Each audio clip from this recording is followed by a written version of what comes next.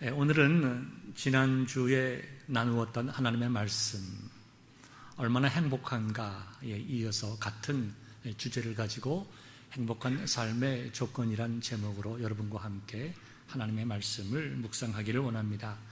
행복이란 주제를 가지고 지난 주일에 말씀을 나눈 후에 일주일 내내 행복에 대해서 많은 생각을 했었습니다. 여러분들은 어떠셨어요? 행복에 대해서 말씀을 들은 후에 내 인생이 행복한 인생이다, 이러한 기쁨 가운데 한 주를 보내셨습니까? 아니면 아멘 감사합니다. 아니면 글쎄 내가 과연 행복할까라고 하는 그런 많은 생각 속에서 지내셨습니까? 지난주에 저와 여러분들이 나눈 하나님의 말씀이었던 신명기 33장에 보면 29절에 이스라엘이여 너는 행복한 사람이로다. 하나님께서 저와 여러분들을 향하여 너는 행복한 사람이다, 이렇게 선포해 주셨어요. 우리는 성경 말씀을 진리의 말씀으로 믿는 성도들입니다. 하나님께서 저와 여러분들을 향하여 너희는 행복한 사람이다, 이렇게 말씀하셨다면 저와 여러분들은 나는 행복한 사람이라고 믿는 것이 마땅합니다. 그런데요, 이어서 29절 이어서 여호와의 구원을 너같이 얻은 백성이 누구냐? 이제 행복이란 말이 구원으로 말로 바뀌었지만 우리가 대체해서 쓸 수 있는 그러한 의미의 말씀입니다. 이 말은 사랑하는 내 아들아, 여러분들 향하여 하나님께서 말씀하시는 겁니다. 사랑하는 내 아들아, 사랑하는 내 딸아, 너는 행복한 사람이다. 세상에서 너처럼 행복한 사람이 어디 있냐? 이렇게 말씀하시는 것입니다. 여러분 어떻게 생각하십니까? 세상에서 나처럼 행복한 사람이 없다고 내 남편이 증거하는 것이 아니고 내 아내가 얘기해 주는 것이 아니고 하나님께서 그렇게 말씀하고 계시다. 얼마나 놀라운 일입니까? 여러분 그렇게 믿으십니까? 오늘 좀 더 구체적으로 왜 우리가 그렇게 믿으며 그렇게 믿어야만 하는가에 대해서 말씀을 나누겠습니다. 우리 지난 시간에 연세대학교 인간행동연구소의 구재선 교수님과 그 연구실에서 쓴 논문 한국인 누가 행복한가, 그것을 가지고 함께 말씀을 나눈 적이 있죠. 사람들은 생각하기를 내가 많은 물질이 있으면, 내가 많은 어떤 그런 권력이 있으면, 아니면 내가 어떤 명예가 있으면 내가 행복해질 것이라고 생각을 합니다. 물론 우리가 살아가는 데 있어서 물질이 필요합니다. 우리가 살아가는 데 인정받는 그런 것들도 필요합니다. 모슬로우라는 분은 인간의 욕망의 단계를 5단계로 나눴습니다. 그래서 맨 처음에 우리에게는 생리적인 욕구가 충족이 되어야 된다. 즉 먹는 것, 그죠? 그 다음에 우리의 성적인 욕구가 있습니다. 그런데 생리적인 욕구가 충족되지 않으면 다른 것을 생각할 수 없다는 것입니다. 그래서 이런 것이 충족되면 그 다음에는 안전에 대한 욕구가 있습니다. 내가 안전해야 되고, 나에게 집이 있어야 되고, 가정이 있어야 되고, 그죠? 그와 같이 안전의 욕구가 이루어지면 그 다음에는 사회적인 욕구가 필요하면, 나와 너의 관계성이 필요한 거죠. 관계의 욕구가 필요하고, 그 다음에는 우리가 다른 사람으로부터 인정받고 존중받는 명예, 존경, 존중의 욕구가 있습니다. 이것이 만족될 때에 그 다음 단계에 가면 요구되는 것이 자아 실현의 욕구입니다. 내가 원하는 것을 하고 싶은 것, 내가 가치 있다고 믿는 것을 이루고 싶어하는 그러한 욕구가 우리에게 있다. 이렇게 모슬로우는 욕망을 단계별로 나누었습니다. 생리적 욕구가 해결되지 않으면 안전의 욕구를 기대할 수 없습니다. 또 생리적이고 안전에 대한 욕구가 이루어지면 그 다음을 우리가 추구하는 것이 자연적으로 사회적인 욕구와 존중의 욕구와 자아 실현의 욕구가 있습니다. 이렇게 모든 인간들에게 있어서는 우리가 혼자 사는 것이 아니기 때문에 나와 너의 관계성 속에서 이렇게 자연스럽게 인간의 욕구와 욕망을 이루어 나가길 원합니다.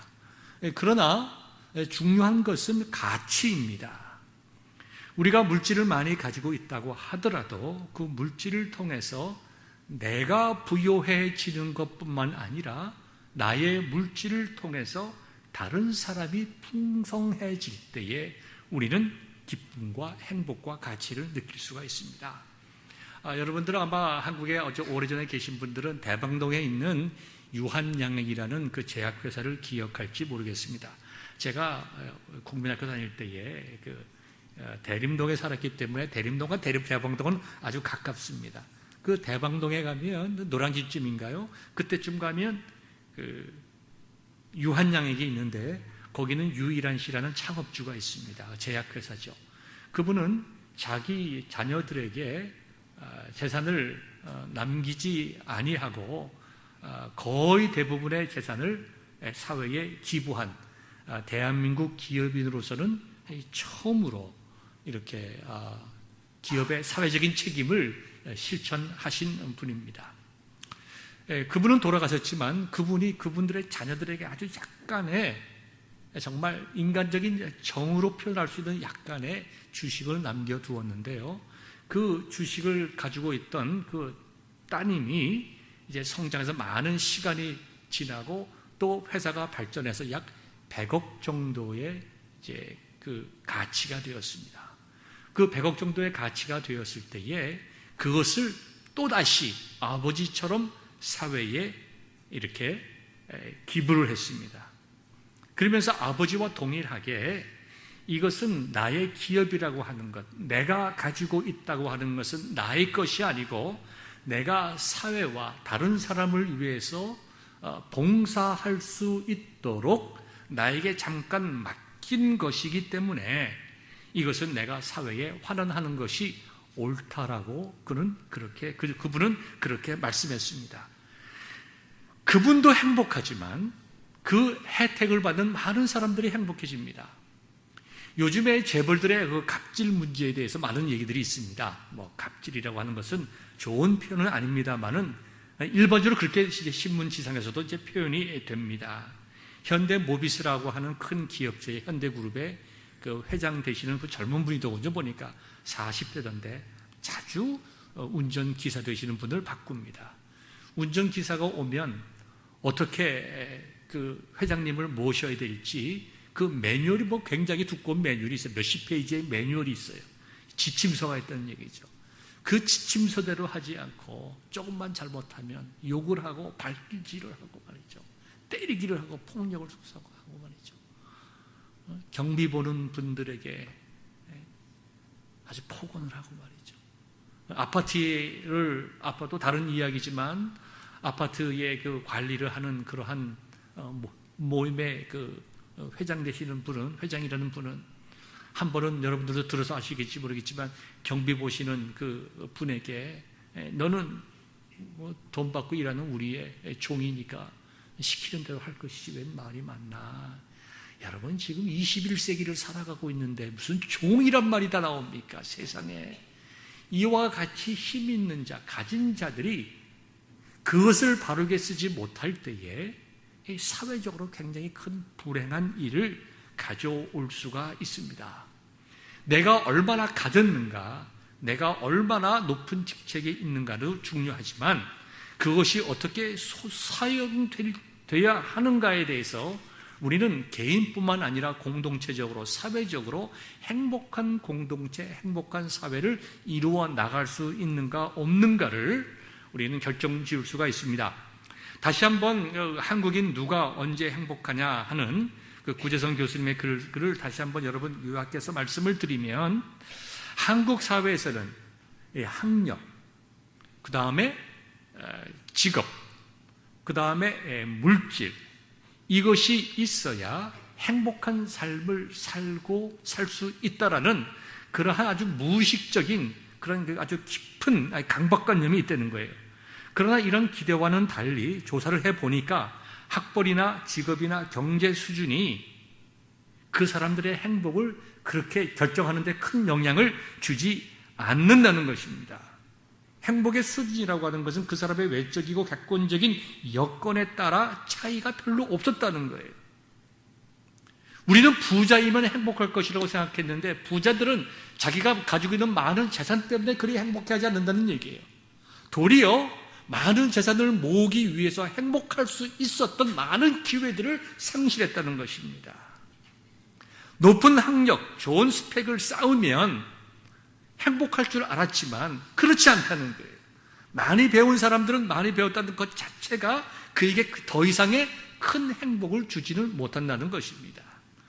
우리가 공부를 한 단계를 마치고 학사든지 석사든지 박사든지 학위를 받는 것은 기쁘고 좋은 일이고 가치 있는 일입니다. 즐겁고 행복한 일이죠. 그러나 학위를 받았다고 해서 그 학위 받았을 순간의 기쁨이 지속적으로 유지되는 것은 아니라는 것입니다. 도리어 어떤 일이든지 그것을 이루기 위해서 많은 것을 시간이든지 노력이든지 우리가 많은 것을 도리어 누리지 못하고 경험하지 못할 수가 있다는 것입니다. 그럼에도 불구하고 한국 사회는 이렇게 학력과 학벌과 직업과 물질을 위해서 그것을 가지면 행복한 줄 알고 지나치게 많은 인생의 에너지를 소비하고 있다. 물론 욕망의 단계설처럼 우리에게 물질도 필요하고 다 이런 것들이 필요하지만 그것이 우리의 가치와 목적이 되어서는 우리는 더 이상 행복할 수가 없다는 것입니다. 우리가 흔히 또 다른 행복에 대한 조건을 생각해 볼 때에 우리는 어떤 그 물질적인 가치보다 정신적인 가치를 추구하는 삶을 생각할 수가 있습니다. 물질적인 가치가 의미가 없다는 것이 아니라 어느 정도의 물질적인 가치가 채워졌을 때에 이제는 우리가 정신적인 가치, 그것으로 옮겨져야 된다는 것입니다. 또 다른 말로 하면 배부른 돼지보다는 고민하는 소크라테스가 낫다라는 말과 같습니다. 사실 세상에는 이런 가치, 학문, 어떤 문학, 예술, 어떤 신념 이런 것들을 추구하면서 이루고 거기에 깊은 행복감과 즐거움을 이루는 분들이, 즐거움을 경험하는 분들이 또 많이 있습니다. 또 우리가 행복을 얻기 위해서는 좋은 인간관계를 생각할 수가 있습니다. 정신적인 가치뿐만 아니라 그것을 함께 나눌 수 있는 좋은 인간관계가 우리에게 있을 때에 우리는 행복할 수가 있습니다. 가정에 있는 구성원 중에 누가 불행하고 힘들면 나머지 가정 구성원들이 행복하기가 쉽지 않습니다. 좋은 인간관계 역시 우리가 행복한 삶을 살아가는 조건 중에 하나가 됩니다. 더 나아가서 내가 물질을 뛰어넘고 어떤 가치 있는 삶을 추구하며 그 가치 있는 삶을 이웃과 함께 나누면 행복한데 그것을 더 뛰어넘어서 나의 행복뿐만 아니라 공동체와 사회의 행복을 위하여 자신의 삶을 희생함으로 누릴 수 있는 깊은 행복감이 우리에게 있을 수가 있습니다. 사회를 섬기고 어려운 사람들을 섬김으로 얻을 수 있는 기쁨과 행복이 있다는 것입니다. 우리 민족적으로 보면 훌륭하신 분들이 많이 있죠. 조만식 선생님 같으신 분들, 백범 김구 같으신 분들, 월남 이상재 같은 분들, 남강 이승훈 같은 분들, 그 다음에 도시락 아니면 또 물통 폭탄으로 유명한 윤봉길 의사 같은 분들, 이런 분들은 자기의 삶을 희생해서 나라와 민족을 위하여 살아간 사람들입니다. 지난주에 말씀드린 것처럼 그분들이 고생했기 때문에 불행했을까? 윤봉길 의사 같은 분들은 25살에 그는 생명을 잃었습니다. 그가 의거를 나가기 전에 자기의 어린, 정말 보자기에 쌓여있는 어린 두 아들을 향해서 편지를 써놓고 갔습니다. 제가 다 옛날에 다 기억을 못하지만 그의 편지 속에 이런 글이 있었던 것을 기억합니다. 너희들이 커서 나라와 민족을 생각하는 사람이 되어라. 나라와 민족을 위해서, 조국을 위해서 피 흘릴 줄 아는 사람이 되어라. 세상에는 위대하고 훌륭한 사람들이 많이 있다. 에디슨 같은 사람이 있고 링컨 같은 사람이 있다. 너희 어미는 그들의 어미 같은 사람이 되고 너희도 그런 사람이 되어라.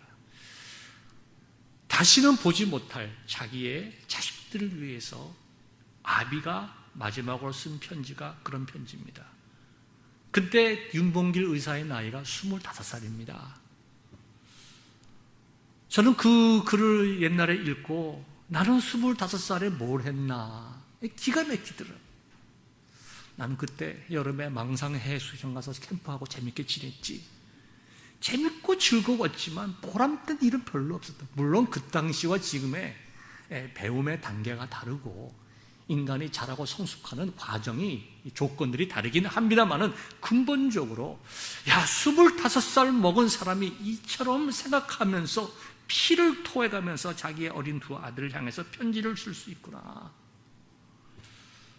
저는 그 글을 읽으면서 내 마음속에 참 가슴이 많이 아팠습니다.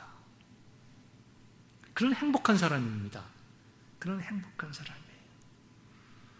이미 이 땅에 더 이상 계시진 않지만 데레사 수녀가 돌아가셨을 때에 타임지 표지 여러분들 기억하시는 분은 기억하실 것입니다. 그분이 남겨놓은 것은 겉옷하고 신발밖에 없습니다. 세상적인 것은 물론 성경책도 입고 왔겠지만 그래서 그분이 신었던 그 낡은 신발이 타임지 표지 모델로 나온 적이 있습니다. 참 인생이 무엇인지, 무엇이 진정한 가치 있는 일인지 우리에게 가르쳐주는 귀한 한 장의 상징적인 사진입니다. 특별히 데레사 같은 분은 어떤 삶을 살았습니까? 그 인도 같은 곳에서 율랑 여성들이 아이를 낳아서 누구 아버지인지도 모르는 그런 아이들, 버려진 아이들, 병든 아이들을 특별히 그 생명, 어떤 생명이든지 사랑받아야 될 가치가 있다라는 그와 같은 말을 하지 않았습니까? 어떤 생명이든지. 그리고 그 가치를 가르친 것뿐만 아니라 그의 삶을 통해서 실천을 하셨습니다. 저는 그 표지 모델을, 타임지 표지 모델을 한참 이렇게 바라보면서 저 자신에 대해서 많은 생각을 했습니다. 나는 뭔가, 나는 이분처럼 행복한 삶을 살아갈 수 있을까? 물론 나에게도 자녀들을 양육하고 생활을 해야 되고 내가 은퇴 후에 나머지 삶을 위해서 저금도 해야 되고 여러 가지 준비를 해야 되지만 그런 것이 나의 정말 내 마음속에 깊이 와닿는 행복의 준비인가? 왜 저 사람은 이렇게 살아갈 수 있는 힘이 있을까? 무엇이 이 분을 이와 같은 삶을 살도록 그를 이끌어 갔을까? 그런 생각들을 참 많이 해 보았습니다. 정말로 우리는 적어도 그리스도인이라고 하면 학력이나 물질이나 아니면 직업이나 이런 것이 우리에게 행복을 준다고 생각하는 사람들은 적어도 아닐 것입니다. 아마 저희들은 그 정도를 믿고 삽니다. 그러나 믿는 것하고 실제의 우리의 삶하고는 너무나 큰 차이가 있습니다. 그래서 우리는 신앙이 필요하고 기도가 필요하고 말씀과 또 하나님의 인도하심이 필요한지 모르겠습니다. 그리고 우리는 적어도 우리의 이웃과 함께 남을 섬기며 살기를 원하는 사람들입니다. 사회를 생각하고 이웃을 생각하고 어렵고 힘든 사람들, 가난한 사람들, 또 인권이 탄압받는 사람들, 불평등 속에서 살아가는 사람들을 위해서 우리들을 마음 아파하는 사람들입니다. 적어도 그리스도인들이기 때문에 그것이 가치 있는 일이기 때문에 또 우리 주위에 가난하고 어려운 사람들이 있다고 하면 우리가 행복할 수 없다는 것을 알고 있기 때문에 적어도 내가 다른 사람과 우리의 이웃과 세상을 행복하게 만들기 위하여 때로는 고생을 한다 하더라도 그것이 가치 있는 일이라는 것을 너무나 잘 알고 있습니다.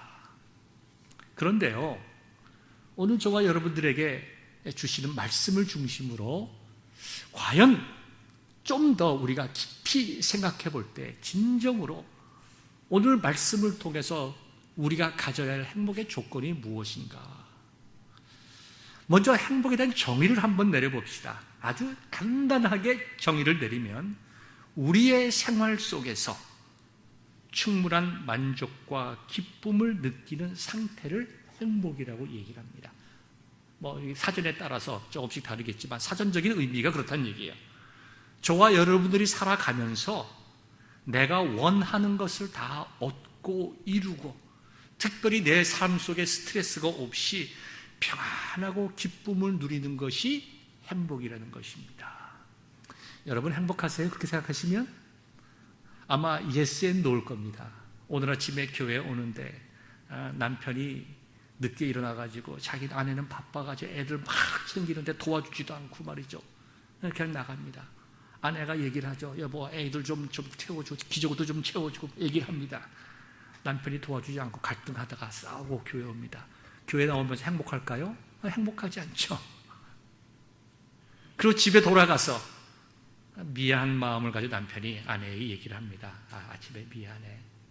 그런 사과를 받으면서 아내는 행복한 느낌을 가질 수가 있습니다.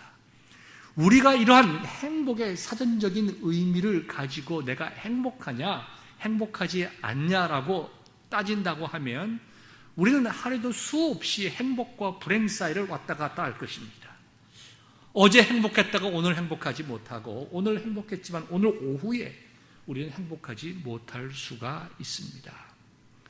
그러나 지난 시간에 우리가 함께 나눈 것처럼 하나님의 말씀이 우리에게 주시는 그 말씀, 이스라엘아 여수르나 너 같은 사람이 어디 있느냐? 너는 정말 세상에서 가장 행복한 사람이다라고 우리에게 선포하셨어요. 그러면 무엇 때문에 하나님께서 저와 여러분들을 행복한 사람이라고 하셨겠는가? 여기서 우리는 행복의 기준에 대해서 사전적인 의미가 아니라 하나님의 말씀을 근거로 해서 정의를 새롭게 내려야 합니다. 사람들은 이 행복의 문제를 가지고 많은 생각들을 합니다. 그래서 종교가 생겨났습니다. 종교가 생겨난 것도 결국은 행복의 문제예요. 물론 1차적으로 종교가 생겨난 것은 인생의 근본적인 죽음의 문제를 풀기 위해서 종교가 생겨났다고 말은 하지만 죽음의 문제라는 것이 무엇입니까? 행복의 문제예요. 행복이 마음속의 평강과 부족함이 없는 것이라고 하면 죽음이라고 하는 것은 불안이에요. 행복에 반대되는 개념입니다. 죽음을 경험하는 사람들이 죽는 사람을 보는 것이 행복한 일이 결코 아닙니다. 이 한국인의 의식 구조를 보면 가장 불행한 순간이 언제냐? 자식들이 죽는 것을 보는 부모의 마음이에요. 그것만큼 불행한 것이 없다는 겁니다. 그러니까 이 죽음의 문제도 행복의 문제와 관련이 있는 거예요. 이 종교의 문제도 행복의 문제와 관계가 있는 거예요. 우리가 이 땅에서 잘 살고 죽어서 좋은 곳 가서 잘 살 수 있도록 되는 것이 이 종교의 역할이라고 종교사학자들은 이야기를 합니다. 그렇죠? 그게 즉 무슨 말입니까? 이 땅에서 행복하게 살고 영원히 행복하게 사는 것이 종교의 이유입니다. 그런데 세상의 많은 종교들을 보면 그렇게 되기 위해서 내가 해야 할 일들이 너무나 많이 있습니다. 즉 자력으로 자신의 힘으로 그와 같은 행복을 얻어야 하는 거예요. 세상의 모든 종교들 동일합니다. 득도를 해야 행복하고, 그죠?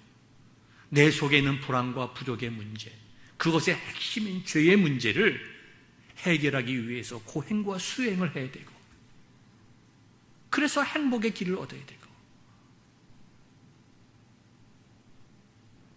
언젠가 그 TV 방송에서 하는 시리즈로 한 건데요.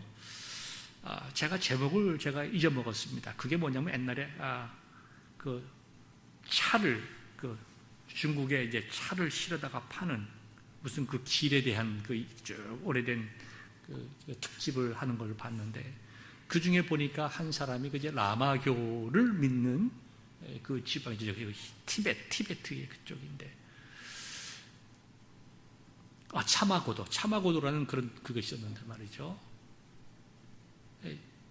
차와 우리가 마시는 차와 마차가 다니는 높은 길들, 험한 길들, 그 히말라야를 넘어가면서 그죠? 그 차를 팔고 장사를 했던 그 많은 이야기가 있는데, 그 중에 한 작은 스토리입니다. 순례의 길을 가는, 또 아주 길을 가는 한 사람의 이야기가 거기에 나옵니다. 거기 보니까 이렇게 몇 걸음 걸고 한 번 이렇게 절하고, 또 몇 걸음 걸고 한 번 절하고, 그렇게 하면서 몇 달의 길을 가더라고요. 그 사람의 가진 것을 보면 이 앞에 우리가 그 식당이나 집에서 하는 그 뭡니까? 이거 에이프론처럼, 앞치마처럼 하는 곳에 이게 가죽으로 되어 있어요. 이렇게 되어 있고, 그 다음에 이 무릎에 이렇게 무릎을 보호하는 대가 있고, 그 다음에 그 나무 막대기를 두 팔에 길고 3걸음에 5걸음 걸은 다음에 또 쫙 엎드려서 기도하고, 그렇게 하면서 수행을 하면서 그 사람이 수행할 수 있도록 뒤에서 리어카에다가 말이죠, 먹을 것, 그 다음에 텐트 같은 걸 싣고 두 사람이 또 도우미가 있습니다. 몇 달을 걸쳐가지고 거기에 도착을 했어요. 기자가 그걸 쭉 촬영한 다음에 당신의 죄의 문제가 해결이 되었습니까? 아닙니다. 나는 더 수행을 해야 됩니다. 인간이 자기 자신의 죄의 문제와 궁극적인 행복을 이루기 위해서, 영원한 행복을 이루기 위해서 자기 스스로 노력을 할 때에 그것을 이룰 수 있는 사람이 세상에 아무도 없습니다. 그런데 세상에 깊은 종교에 통달한 분들이 하는 공통적인 이야기입니다. 그런데 세상의 종교와는 달리 세상 사람들은 기독교를 종교라고 분류하고 있지만, 우리가 세상의 모든 종교와 달리 우리가 복음을 가지고 복음을 이해하는 이 기독교인의 입장에서 우리가 말씀과 연결해서 보면, 우리는 우리 속에 있는 우리의 행복을 막는, 우리를 불행하게 하는, 그래서 세상의 모든 사람들이 행복하기 위해서 애쓰는 그 근본적인 문제, 그 문제를 우리 예수 그리스도께서 이루어 놓으셨다고 선포하셨습니다. 이게 복음이죠. 모든 부족함과 불행의 문제, 모든 좌절과 아픔의 문제, 더 나아가서 근본적으로 인간의 삶과 죽음과 영혼의 문제를 예수님께서 해결해 놓으시고, 예수 그리스도의 복음 속에 들어가는 자를 영원한 불행에서 영원한 행복인 사망에서 생명으로 옮겨 놓으셨다고 사도 요한은 우리에게 증거하고 있습니다. 구약에 있는 말씀이지만 신명기 33장 26절, 우리가 지난주에 우리가 함께 나눈 말씀이죠. 여수run이여, 여수run이란 말은 무슨 말씀입니까? 의로운 자요. 저와 여러분들 향하여 의로운 자라고 말씀하고 있는 것입니다. 여러분 의로우세요? 죄가 하나도 없으십니까? 여기 의로운 자라고 하는 것은 하나님께서 보시기에 합당한 의로운 사람이에요. 사람이 보기에 조금 더 나은 도덕적인 사람, 경건한 사람, 조금 다른 사람과 다른 독특하고 깨끗한 삶을 살아가는 자가 아니라 하나님 아버지 앞에서 죄 없고 흠이 없다고 인정받을 수 있는 그런 사람.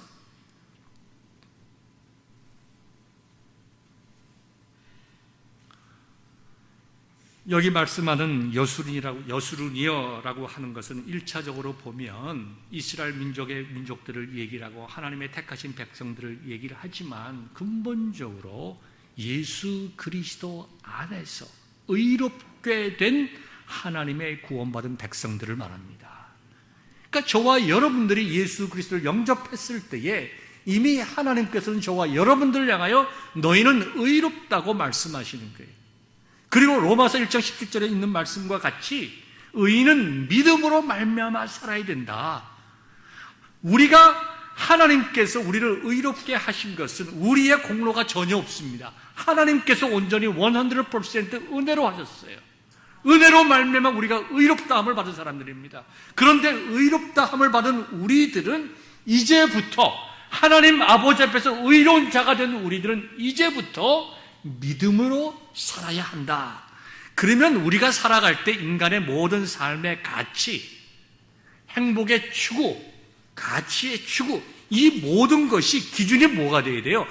믿음의 눈으로 하나님께서 우리에게 주신 가치를 가지고 그것을 믿음으로 받아들이고 그와 같은 삶을 살아야 한다는 것입니다. 다른 말로 한다고 하면 행복이란 무엇인가? 이것도 하나님께서 우리에게 말씀하시는 행복의 조건을 이해하고 그 행복의 정의를 내려야 된다는 거예요. 사전적인 의미로 내가 원하는 것이 다 이루어지는 것이 아니라 하나님께서 우리에게 뭐라고 말씀하고 있는가?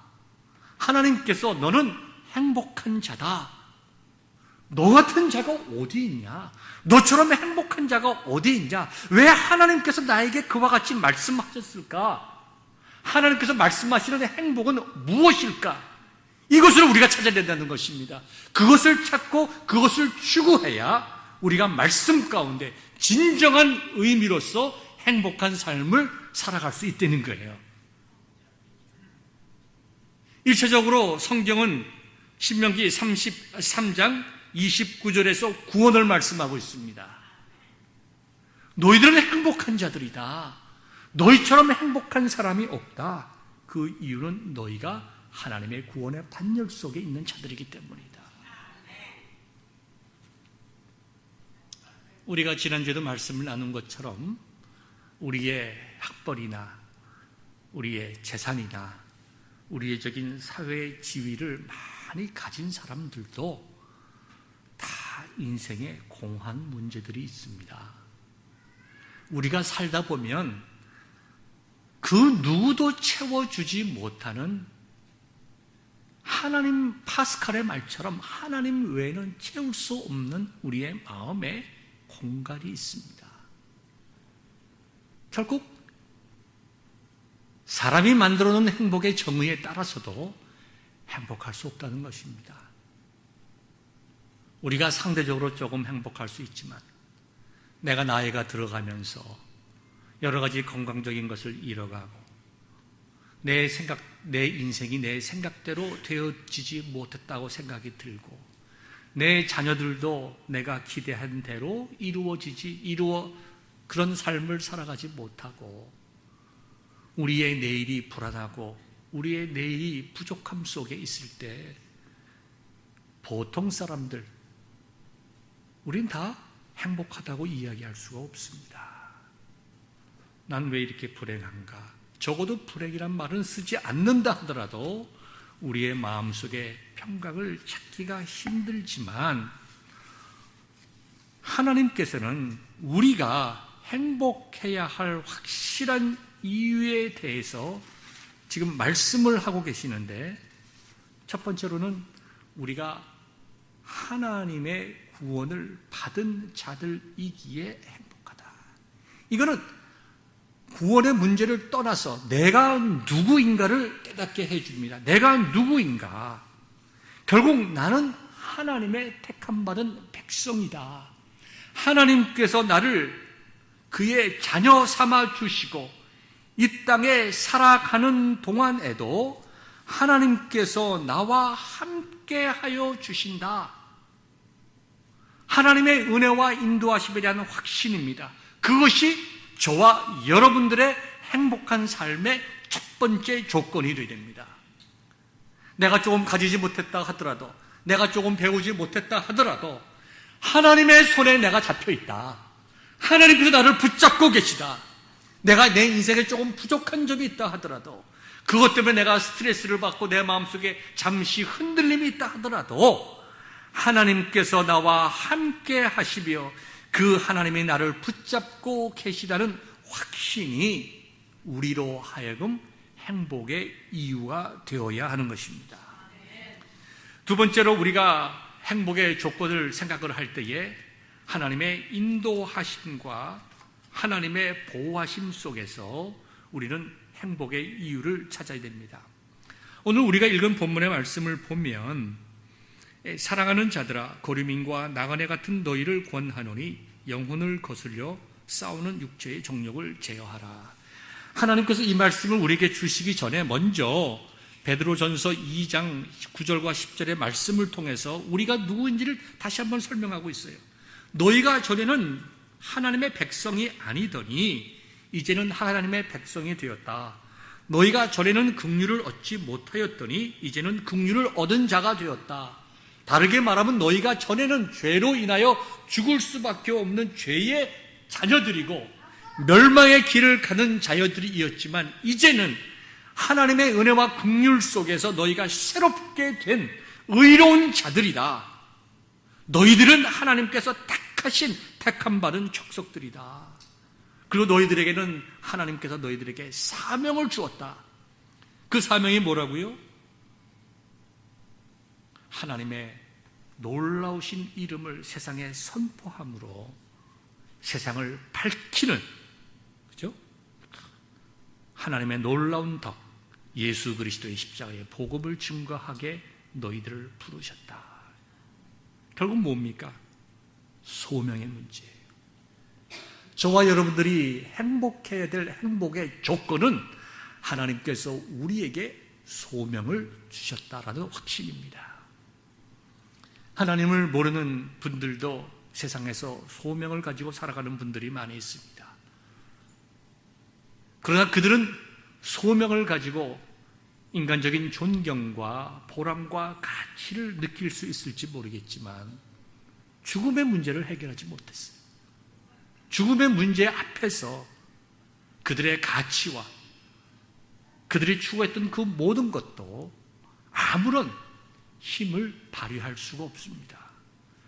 그런데 우리들 예수 그리스도 안에서 새로운 생명을 얻음으로 하나님의 자녀가 된 우리들에게 그것뿐만 아니라 소명을 주심으로 우리가 이 땅에서 어떻게 살아가는 것이 바른 삶인지를 확실하게 말씀해 주셨다는 거예요. 이와 같이 우리의 존재와 소명을 말씀하신 후에 오늘 본문의 텍스트를 주셨어요. 사랑하는 자들아 고르민과 나그네 같은 너희를 권하노니 영혼을 거슬러 싸우는 육체의 정욕을 제어하라. 하나님께서 우리에게 주신 사명, 소명, 어떻게 살아야 할지에 대한 바른 그 삶의 가치를 흔들기 원하는 육체의 정욕을 제어하라 그랬습니다. 육체의 정욕은 뭡니까? 하나님 닿기에 있는 모든 가치 속에서 행복을 위한 조건이에요. 인간의 욕구가 뭡니까? 행복하기 위한 욕구입니다. 물질에 대한 욕구가 뭐예요? 내가 좀 더 행복하기 위한 거예요. 우리 인간의 속에서 나오는 그 모든 욕망은 내가 그것을 취함으로, 가짐으로, 경험함으로 행복할 수 있다라고 생각하기 때문에 나오는 것들이 우리의 인간의 생각과 정욕입니다. 물론 긍정적이고 도덕적이고 높은 가치를 지향하는 것도 있지만 이 본문에 나오는 것은 하나님께서 우리에게 주신 거룩한 사람의 삶을 방해하는 그 모든 인간의 욕망들, 그것을 제어하라 그랬습니다. 왜냐하면 우리들은 나그네이기 때문에. 그래서 우리가 세 번째로 감사해야 될 이유는 우리가 나그네임을 감사해야 됩니다. 나그네는 어떤 사람들입니까? 한 곳에 머무는 사람들이 아닙니다. 이 땅에 소망을 두는 사람들이 아니라는 거예요. 우리는 영적인 나그네들이니까.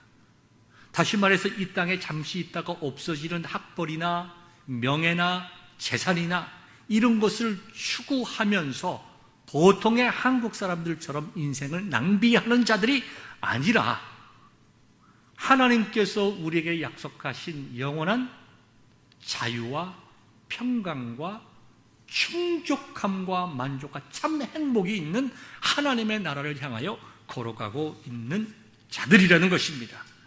이것이 우리에게 감사와 행복의 조건이 됩니다. 나그네들은 언제나 떠날 준비를 하고 살아가는 사람들입니다. 그래서 무거운 짐들을 가지고 다니지 않습니다. 꼭 필요한 것들, 에센셜한 것들, 반드시 있어야 하는 것들을 중심으로 짐을 꾸립니다. 그리고 나그네들은 살아가면서 자기가 가야 할 목적지를 바라보며 사모하며 살아가는 사람들입니다. 그리고 함께 가는 나그네들과 서로 도우면서 살아가는 사람들이에요. 이렇게 우리가 행복의 첫 번째 조건인 나의 정체성, 나는 하나님 안에서 의로운 사람이다, 내가 구원받은 하나님의 백성이다. 두 번째, 내가 행복해야 될 이유, 정말 무의미한 이 인생 속에서 하나님께서 확실한 사명을 주셨다. 소명에 대한 확신. 그리고 세 번째 뭡니까? 하나님 나라를 향해 가는 인생의 분명한 목적의식. 그리고 그 목적의식을 위해서 살아가는 동안에도 우리가 서로 성도들 가운데, 많은 사람들 가운데 빛과 소금의 역할을 감당하며 살아갈 수 있는 많은 기회를 주시고, 하나님께서 그런 일을 계획할 수, 이루어 나갈 수 있도록 저와 여러분들을 인도하시고 도우시고 이끌어 주시는 은혜를 우리가 경험하게 될 때에, 내가 행복한 이유는 내가 많이 가져서가 아니라, 내가 많이 배워서가 아니라, 내가 남보다 좀 더 건강해서가 아니라, 나 같은 죄인을 부르시고 구원해 주신 하나님의 은혜가 나로 하여금 행복하게 한다. 그리고 나에게는 영원히 바라 사모해야 될 하나님의 나라가 있다.